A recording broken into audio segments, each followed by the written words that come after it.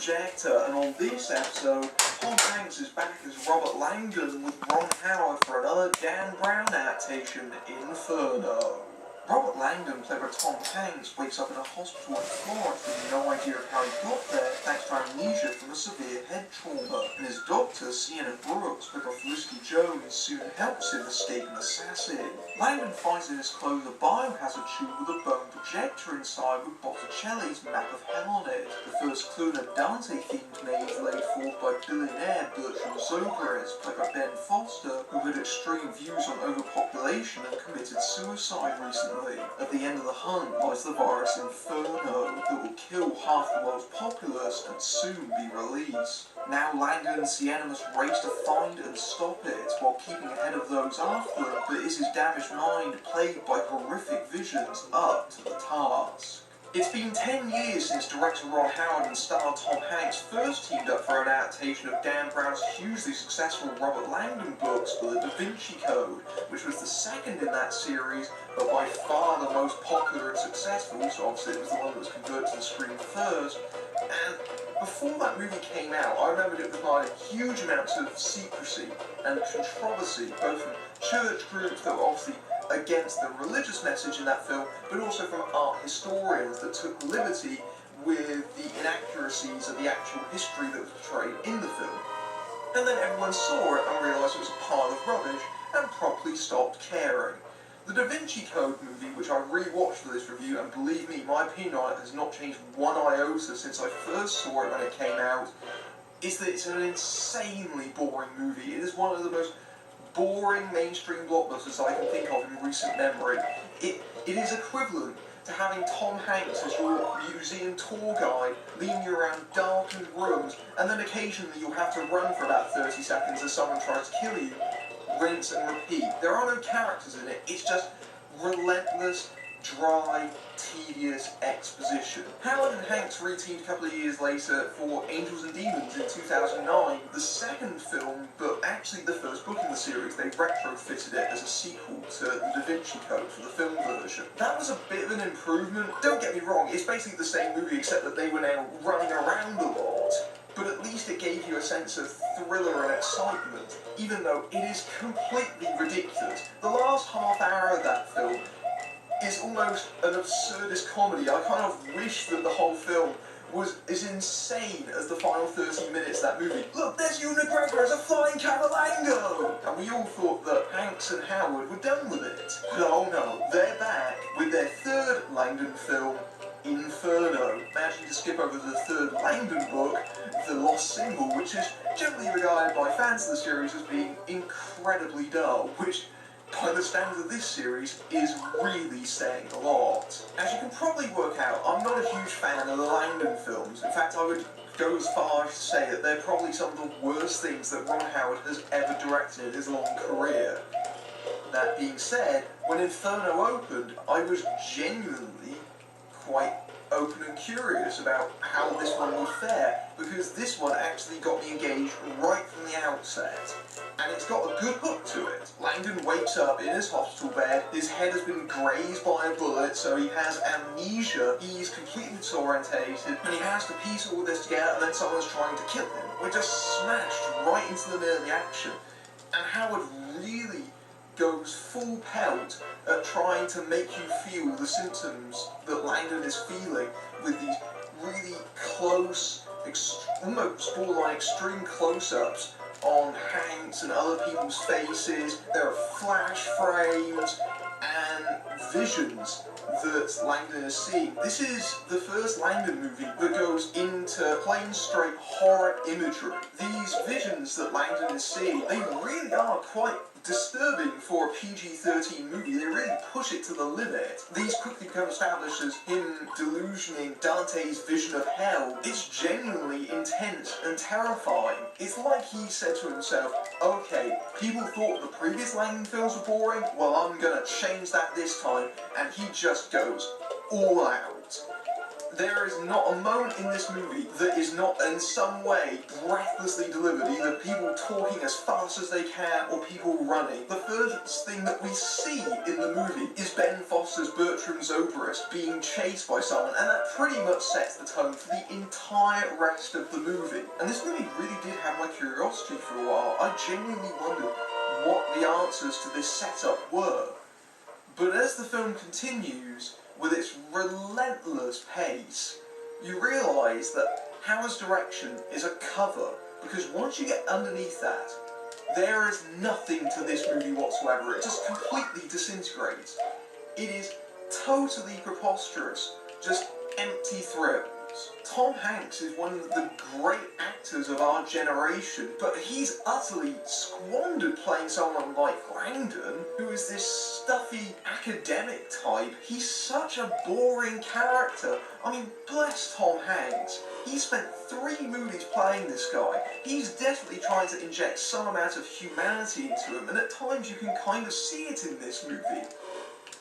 But he could be doing so much more than this. It's a movie that really that feels like it's just relying on how much you like Tom Hanks so much of the time. And all he has to do in this movie is run around to places and spout exposition. Occasionally, this movie will mix it up because he'll look around confused most of the time. He spends most of this movie going, I don't know what that is. I can't remember what that is. And Hanks is hugely overqualified for this. But speaking of massively overqualified, Academy Award nominee Felicity Jones gets to play, essentially, Langdon's right-hand woman. I realised when I was watching this movie that the Langdon books and their appeal, they're basically like the James Bond movies. These movies are like James Bond if they were held by a really dull person at the centre of it.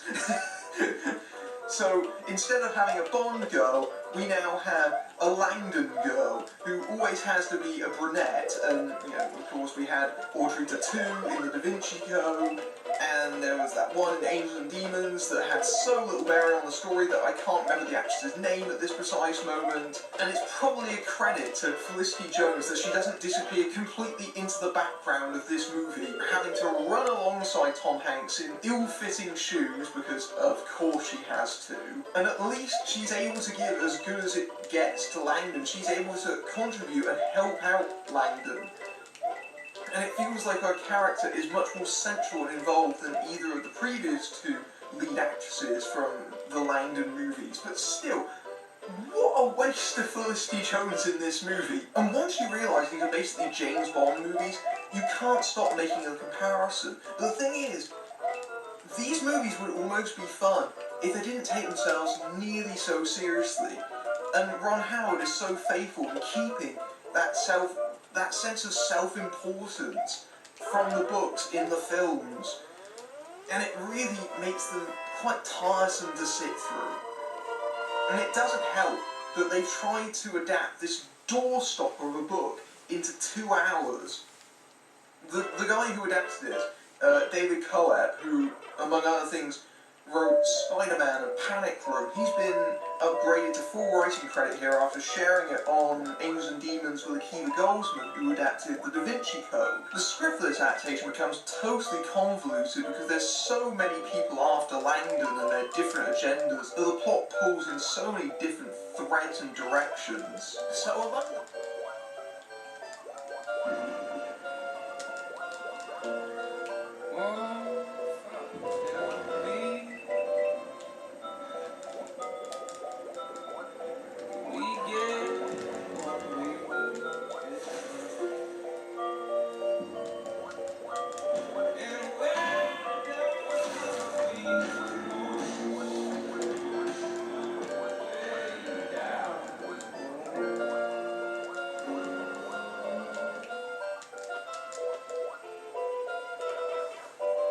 in so many different threads and directions. So among the parties that we have going after Langdon is the World Health Organization, led by Zidzi Babette Knudsen of Borgen fame, and Omar Sy. And the representation of them in this movie is hilarious. It is like they're being treated as if they were the CIA. They will fly in by helicopter into somewhere and just start running the show, telling police officers, shut this down, shut it all down, we need to find Langdon, we need to find him now, we need to shut down this operation, we need to contain the area. It's a ridiculous portrayal of them on screen. Omar Sy is essentially playing a covert agent, because that's how the WHO operates. But as it turns out, they're not the most ridiculous thing in this movie. Oh no! Because the other people that are involved with Langdon are this private security company known as CRC. But what they basically are is the supervillain hotline. They are Spectre. They are running what is essentially a direct line to dictators and various movie villains, it seems like, hidden inside this cargo freighter. And they're led by Indian superstar Irfan Khan, who is by far the best thing about this movie. Playing this guy who is essentially the puppeteer. He is the guy that you hire to rearrange things if you don't want to get caught by the authorities. Every time that Khan is on the screen, he is brilliant. He knows exactly what he's in and how he needs to play it, and it's a real breath of fresh air. It also helps that he probably gets some of the best lines in the movie, because he is basically playing a supervillain if he suddenly grew a conscience. So we have all these different characters after Langdon, these two groups by themselves, but also you've got various members in those groups whose allegiances change within the story. And elsewhere, this third party that connects all of them, Bertrand Zobrist. Ben Foster is not in this movie very long. He literally dives out of it at the very beginning of the movie and is only seen in flashbacks for about 10 minutes afterward. This whole thing that is his dying wish, essentially. He should be an overarching presence throughout the entire movie, but there are long stretches where you forget that he was the one that instigated this entire hunt in the first place. Unlike the previous Langdon movies, this deals with a very real issue, the issue of human overpopulation, that we are going to either destroy the planet, destroy our resources, and eventually destroy ourselves. And Zobrist has these really extreme views that humanity has to be in some way culled for its own good. And the thing with this adaptation is that I feel that Ron Howard, for all this darkness that he starts off the movie with, he chickens out here. He really does, because I think Howard I don't think he agrees with Brown's opinion of overpopulation.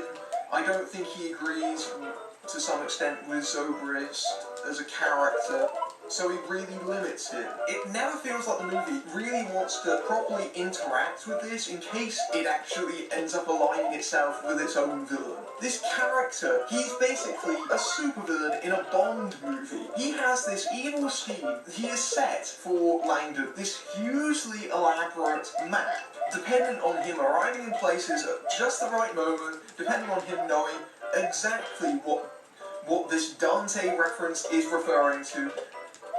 And it's just preposterous. They're just running from one place after the other, and you just think to yourself, well, if you wanted to do this, I'm pretty sure you could have done this much more directly. And I like Ron Howard. Normally he's a really safe pair of hands on a movie, and I've loved some movies that he's done recently. I really like Rush, for example, but this movie's a mess. In terms of direction and structure, it's really unusually kind of all over the place for him.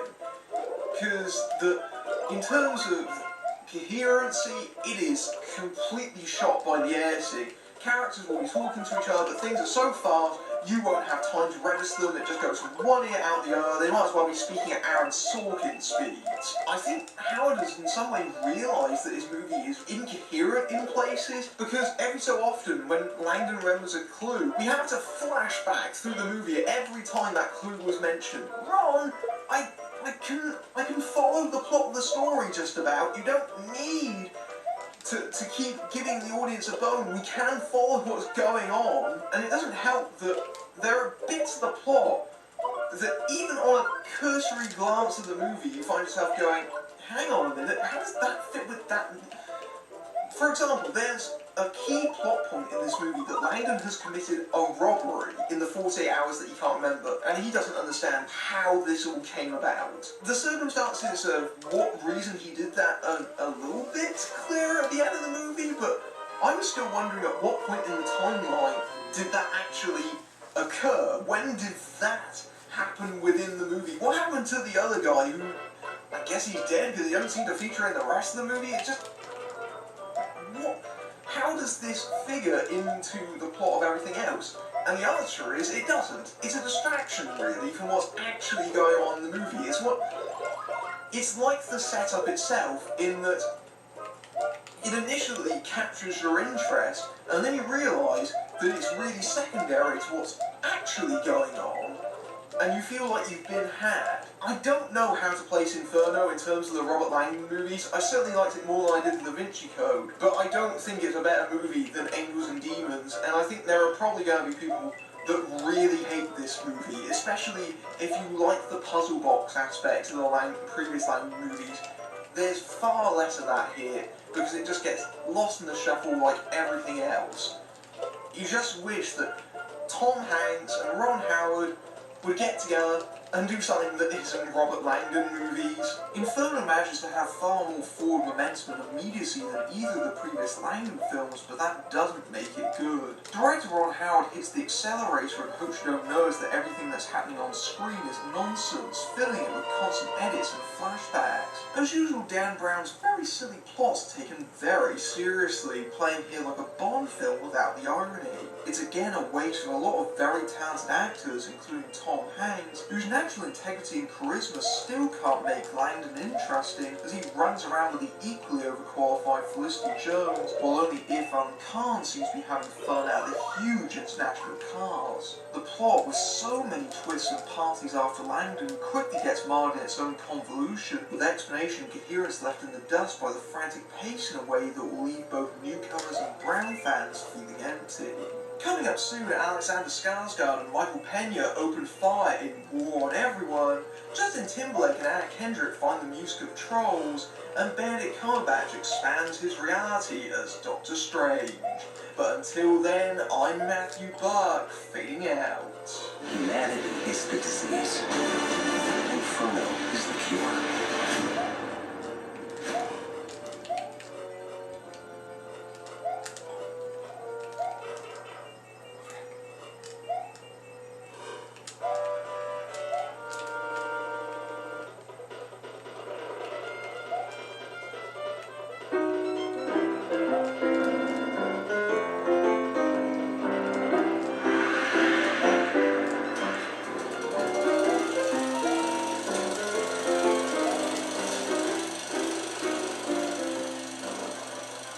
Hello and welcome to Projector, and on this installment I belatedly review the latest adaptation of Arthur Ransom's beloved children's novel Swallows and Amazons. Set in the early 1930s, the Walkers, Dane Hughes' John, Orla Hill's Susan, Teddy Malice and Alan's Tatty, and Bobby McCulloch's Roger are taken by their mother, played by Kelly MacDonald, on holiday in the Lake District. There, the Walker children take a boat named the Swallow out to a small piece of land on the lake that they claim as their own to camp and play, but soon get into a battle over it with Nancy and Peggy Blackett, played by Sarah Hawkes and Hannah Jane Thorpe, who call themselves the Amazons. The Walkers are also fascinated by the Blackett's uncle, Captain Flynn, played by Rafe Spall, who lives in a houseboat and they believe is a pirate, but is actually a spy who is hotly pursued by two mysterious men led by Andrew Scott. Swallows and Amazons is the first in a series of books written by Arthur Ransom that was first published in 1930 and has been adapted for the screen several times before, including a BBC TV miniseries in the 1960s and then again as a film in 1974, which I watched for the purposes of this review. And Ransom's books and this series remain very popular to this day, especially because there are international groups devoted to Ransom's writing.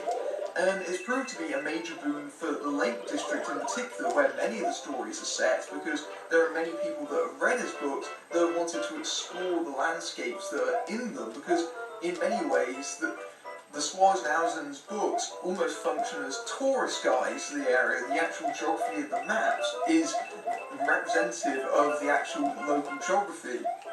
And in many ways, I think they're appealing to international audiences because they're very quaint and picturesque. They're very, very British. It's a very romanticised view. Most of the books cover what are essentially the adventures of the Walker family going on holiday, getting into trouble, going around. It's very low conflict stuff, but that's a problem when you're adapting it to a film, because there isn't really much that you can sort of gravitate here towards in terms of drama, which makes it a particular challenge for adaptation. Going to the 1974 film, which I watched, is a very pleasant film to watch, but there isn't very much going on in it. It's quite faithful to its source, but it is, by definition, totally slight. And adapting Swarzenhausen's for an audience in 2016 proves to be a substantial challenge for that very reason, but also because the source material is very, very of its time, and that proves to be another difficulty, because how do you get the story to resonate with a generation that is more familiar with iPads and technology than they are with going outside in the countryside and being left to their own devices? It almost feels completely alien from what most children experience these days. One of the main objectives of this new version of Swarzenhausen's is to expand the story and add conflict, i.e. drama, to fill out 90 minutes or so for shorter attention spans. And in terms of the additions, it's very much a mixed bag, especially in regards to one major significant new element that I'll get to a bit later, because that's a whole other can of worms right there. As it stands, when the film is trying to be Swarzenhausen's, that is when it's most successful, when it's trying to key in to this very old-fashioned adventure. And what director Philippa Lothorpe does, who is in a theatrical film debut here, after amassing a huge number of TV credits, including Call the Midwife, what she is trying to do here, and what's actually quite a smart and canny move on her part, is to not try and update the story for the most part. She very much leaves it in the time period that it's set, and what she attempts to do with it is to make it a message from the past. This is very much aimed at both younger audiences, but very much at older ones who remember reading the books or have probably seen the previous adaptations, so they're familiar with Swarzenhausen's, and it very much taps into their nostalgia as well, but it also serves as a message for them in terms of parenting. This is very much brought home by Kelly Macdonald's mother, who is very proud of the fact that her children have the ability to experience this and not be afraid of the world. And in general, her character espouses the message the filmmakers want to send to their audience. And that character is given a little bit more room to do that, because the film does have an expanded role for its adult characters, especially in its opening scenes. It's a bit different to the previous 1974 version in that it was very much centred on the young child actors for much of the running time, whereas here some of the loads have been taken off by established performers like Rafe Spall, Kelly Macdonald, Andrew Scott, and you've also got Jessica Haynes and Harry Enfield as a bickering older couple. And in the early stages of the film, those characters are given a little bit more room to make their mark in the story. To give you an idea of just how different the approach here is, in the original 1974 film, it was barely out of the opening credits before they set sail for the island, whereas in this version it takes them about 20-25 minutes. Even with those established performers though, they're not given huge roles, and the focus is never really on them for the most part. But it does feel like a little bit of a waste to a certain extent, especially with MacDonald.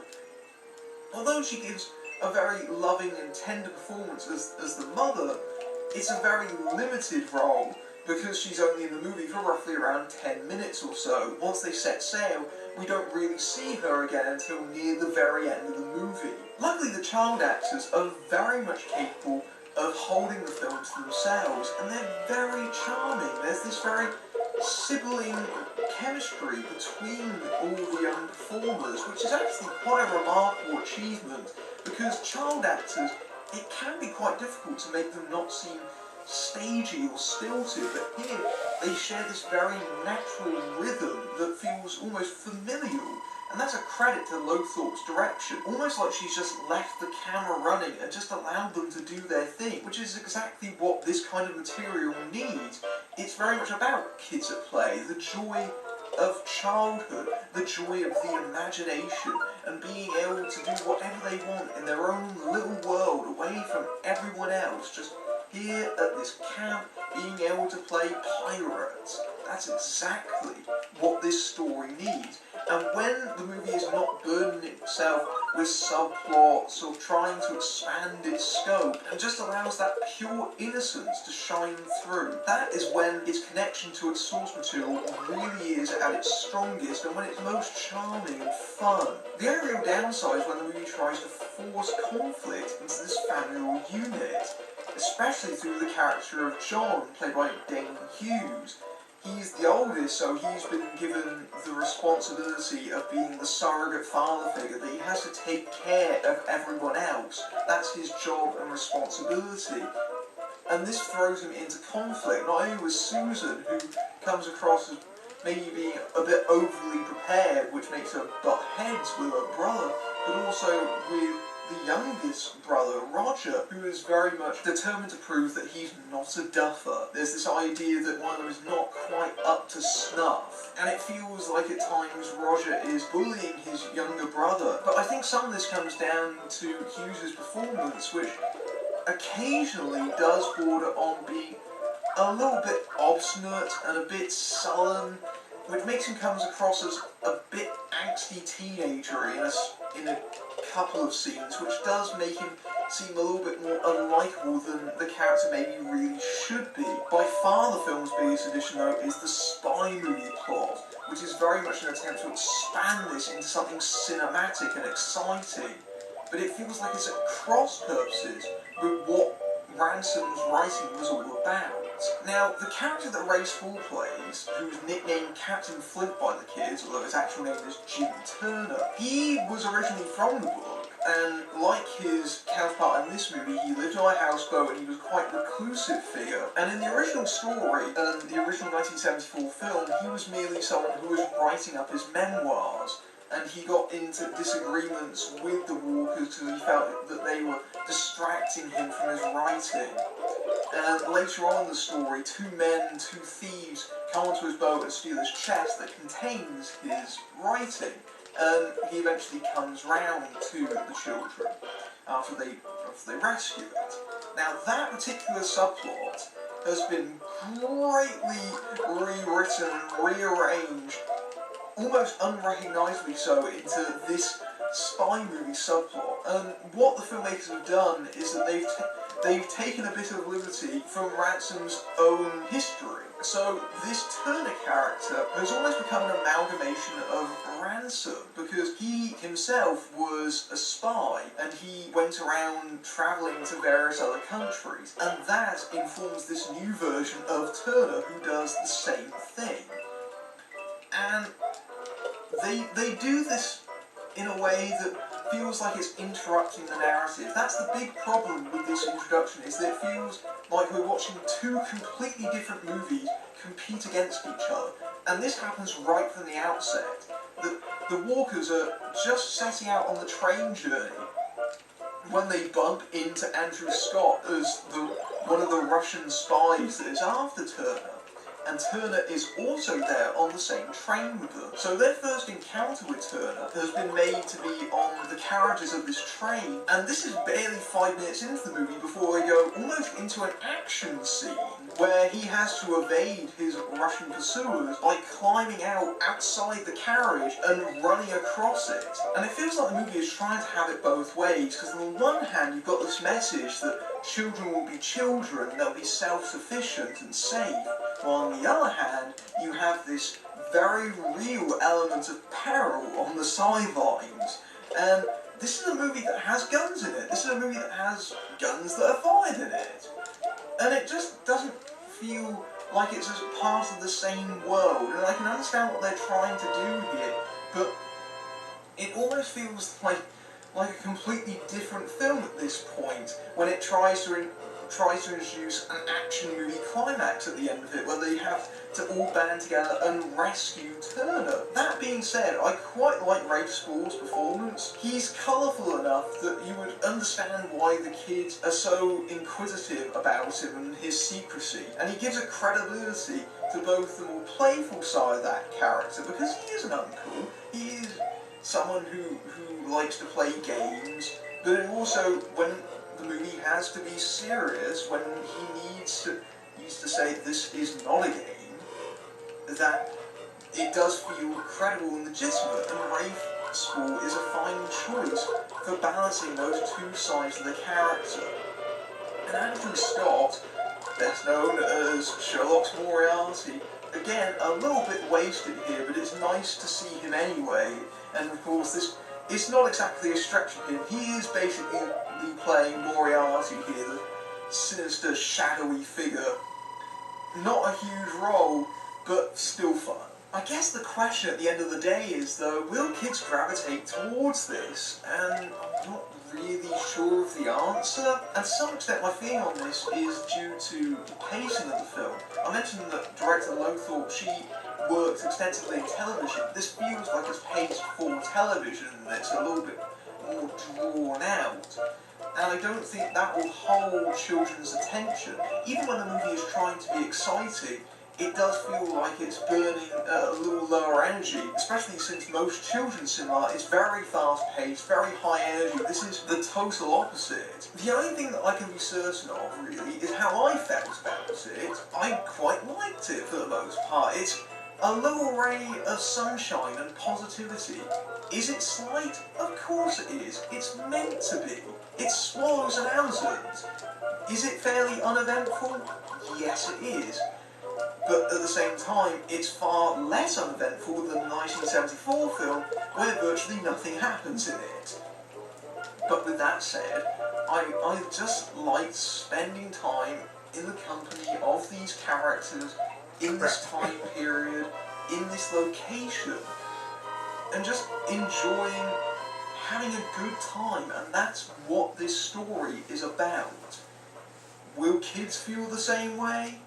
Jury's out, I think.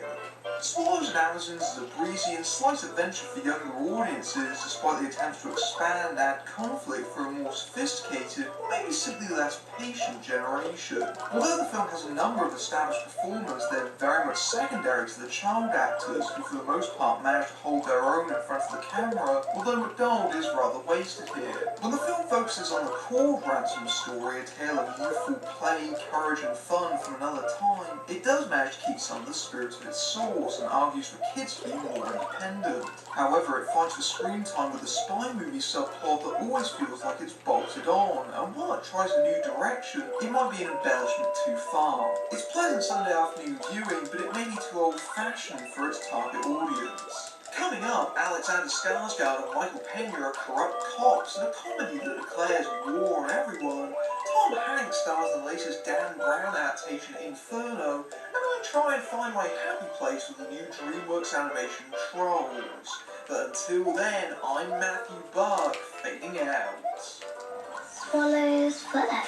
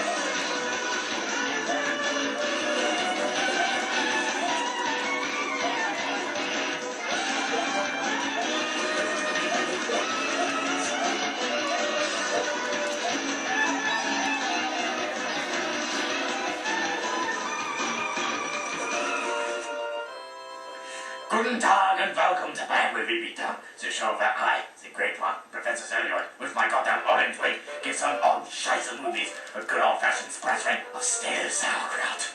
Now for my next review, I shall be covering the abomination that is Die Hard. I mean, just look at the synopsis. German terrorists? It's not possible. We Germans are superior. And besides, how could they not be? Oh wait, maybe because Adam in this movie is not fucking German. He is an English swine, posing as a German. Hello and welcome to Bad Movie Beatdown. Well, maybe not the bad part this week. Bloody hell. Today's movie is Ratatouille. A simple but bizarre premise, but the wonderful direction, acting and writing make this a recent classic. Ratatouille.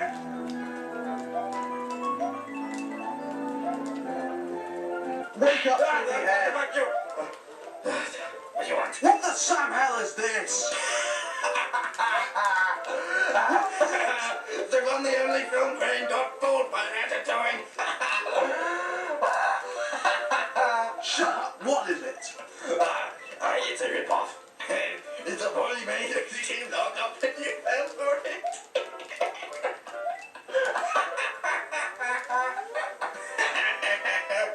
I think that's enough for me.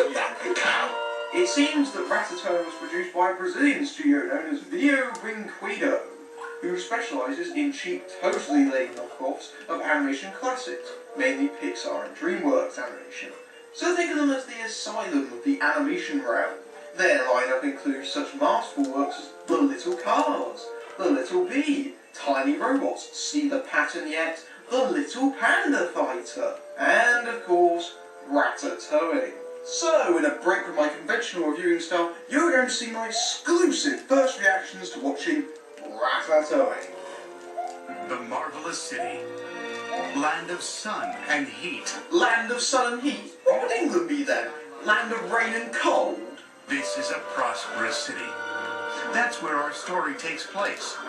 In the heart of this city, in a very famous and sophisticated restaurant, frequented by the most notable residents of the city. Residents? What residents? The place is deserted! It seems that everyone, even from distant places, wants to come to this restaurant just to taste the famous recipes served there at Ratatouille. I'm gripped already. Chef Marcel Toing prepares the most delicious and exotic dishes, By prodding at a steel can with a spoon. Most exotic. always using special secret ingredients. Holy shit, that sausage is moving! Oh my god! Oh my god! Oh, I must say that smells delicious. It smells delicious because they're still alive! Well, clearly it's an animation glitch. We'll see plenty of those, by the way. There's no doubt about that here. Their food is always guaranteed to be delicious. We came from a great distance because everyone we heard from. Oh god, this is hurting my ears. Boy, that's the truth. It was my second cousin Vinny who told me about this great restaurant. Look at his nose as he keeps flicking between two preset positions. It's so nice of you to say so. God, this is... It's divine, don't you agree? I get the point. The food is good. Indeed, this restaurant is very good, Maria Liche. Yes, I know. Oh, were you questioning my good taste, darling? No. Everyone knows this is a great restaurant. I know! Jesus, this breaks every show don't tell rule in the book. Ready to order? I don't know. I'm not sure yet. Everything looks so good. This is so annoying. No, wait, I'm not sure yet. My dear, when exactly did you travel to Europe?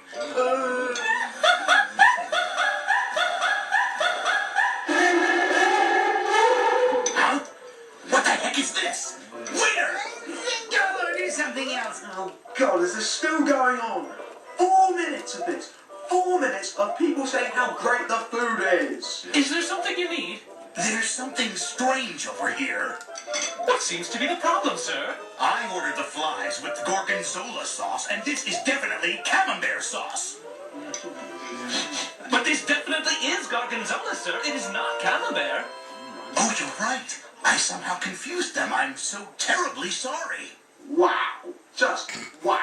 That has to be the single worst dialogue exchange I've ever heard in any movie. And trust me, I've seen a lot of bad movies, and this is the worst. I mean, it's so pointless. It's so ill-conceived. It doesn't make any sense on any level. Darling, that looks positively disgusting. What's the matter? Don't you like Gorgonzola?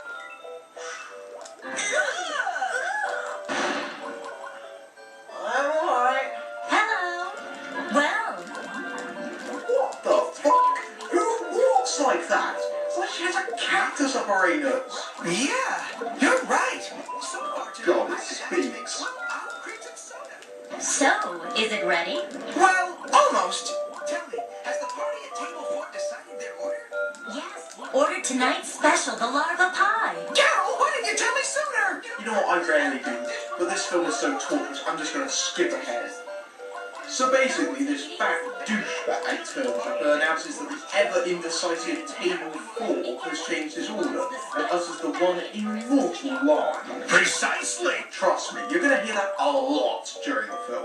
In fact, afterwards they go back to the restaurant. Oh god, we get another 3 minutes of endless praise for this goddamn restaurant. Marcel and Fatty then have an argument as to whether or not he gets to go home upon closing time, during which their mouths do not move.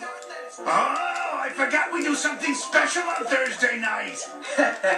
Something special. How unbelievably subtle. Oh, Marcel, I need 2 orders of chocolate sponge cake with ice cream and biscuit bran. Good choice. Coming right out. Come to think of it, how the hell is this a kitchen? How does he make all these meals from just one stirring pot? The mind boggles. Hey, my handsome friend, are you ready for more food adventures tonight? I'm always ready because I know how to keep my equipment prepared. Innuendo. Wow, that was really fast. Yeah, 2 chocolate ice cream with biscuit bran. precisely.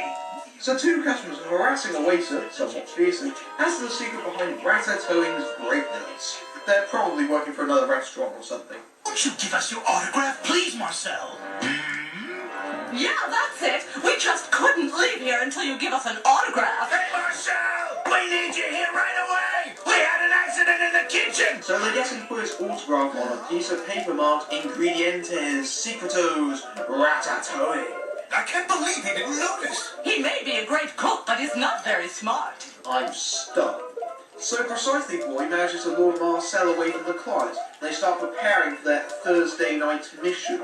In the meantime, the suspicious guests leave rather inconspicuously. Exposition! Do your duty! Listen, guys, I think we should just forget about trying to uncover the secret of Ratatouille's food. So they discuss what they're to do, including bumping off Marcel Cohen and breaking into the restaurants at night. They eventually decide on the latter, and the crew gets ready. Come on, Greg, it's time.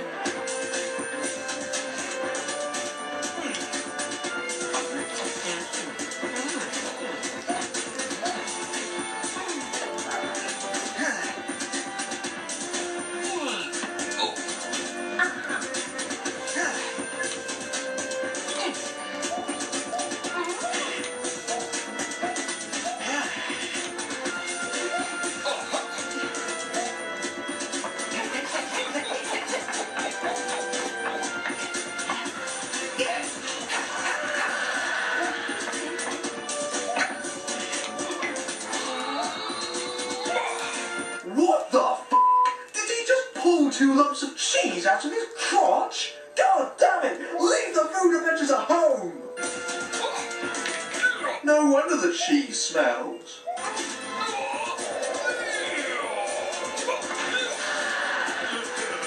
And this carries on and on and on and on and on and apply directly to the forehead and on and on.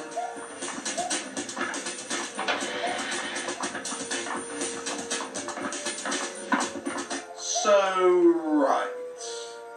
The mischievous rival rats proceed to have a similar conversation, other than... I don't want to come back here. We've got to go right back. Tell me, why are you so anxious to go back there? I have a small confession to make. You see, I somehow left our notebook on the table containing all our notes.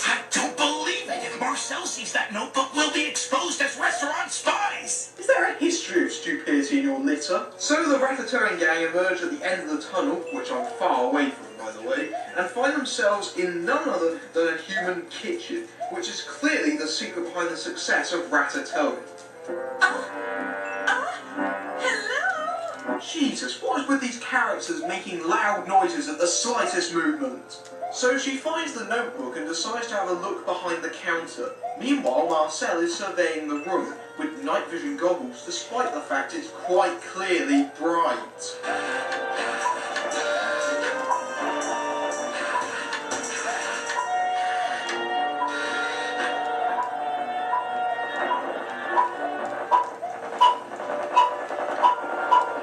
Hey guys, check it out! I smell something fresh coming from down there! Did I mention that I was bored out of my skull?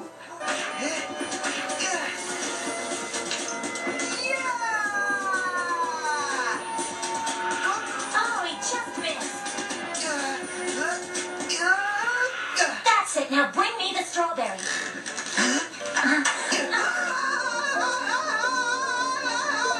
What have you done, you clumsy idiot? It wasn't me! It wasn't me! Wow, I wonder how they're going to drag out this tired premise. Ah, we're back to the rival. Oh no, she's gonna follow them in and find out the source. Oh my god! Just push the bloody switch! Greg, how did you turn that thing on? I think I pushed the switch! What switch? They pushed the button behind you! Did you say pull? No! Not pull the button! Push the button! Are you saying button? Yes, button! I mean switch! Did you say button or switch? The button is a switch!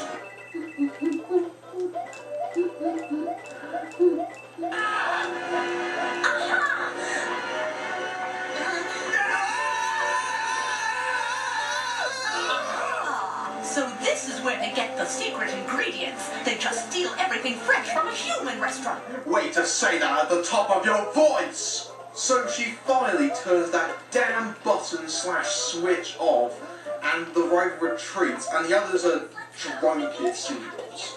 I'm so dizzy. Where am I? It's so beautiful here. Everything is spinning. Everything is spinning! Like my mind! So Marcel chastises Greg, the fat one, for nearly getting them killed, and we get another... Precisely! We'll be able to make a week's worth of excellent dishes with this little beauty. Perfect, my friends. with one strawberry. I wasn't aware this was set during a famine, so you have this stunningly unfunny sequence explaining the lack of security, and the intruder explains her findings to her colleagues. Needless to say, they are all stunned and decide that in order to create fair competition for their restaurant, they need to make things a little more complicated for Marcel and his gang.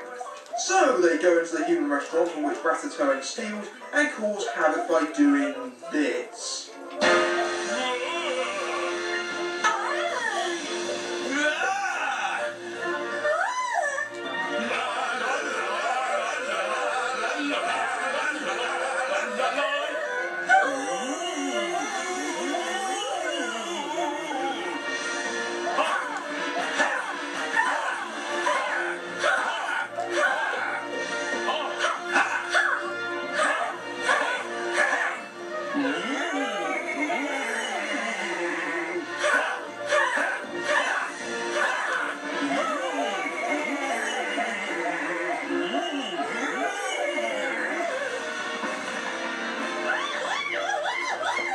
Good God, that is unbelievably out of scale. So apparently their plan has worked, as they discover next Thursday, but before then we get another one of these. They play the entire sequence again, albeit shortened. Why? Why was this needed? So they discover, to their dismay, that the entire kitchen is laden with traps. And yet they only notice the food. There's so much fresh food here tonight.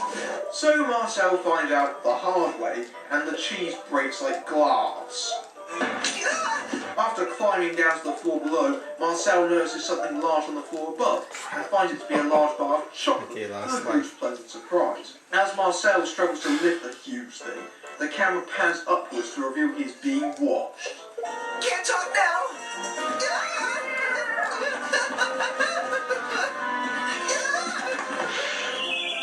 That was crap.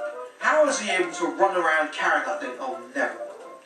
So Marcel slides around on the bar of chocolate, evading traps and outrunning the cat like the truly heroic rodent he is. However, he runs into trouble on the wire.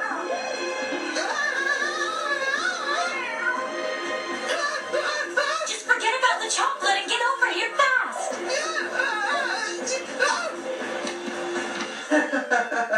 I don't know where to laugh or to cry. So they decide to abort the mission, and within a few days, they are practically out of ingredients. We destroyed the reputation of Ratatouille. They go a few days without ingredients, and their reputation is destroyed. Anyway, they head out and... oh, for f***'s sake. So Marcel decides to attract the cat's attention. Come and get me! Here, Kiki! Make that voice. So he distracts the cat while the others make a move for the cheese on the table, but they're being followed. Tense. Come on, Greg. We have to grab as much of this cheese as we can. Oh my god. I mean,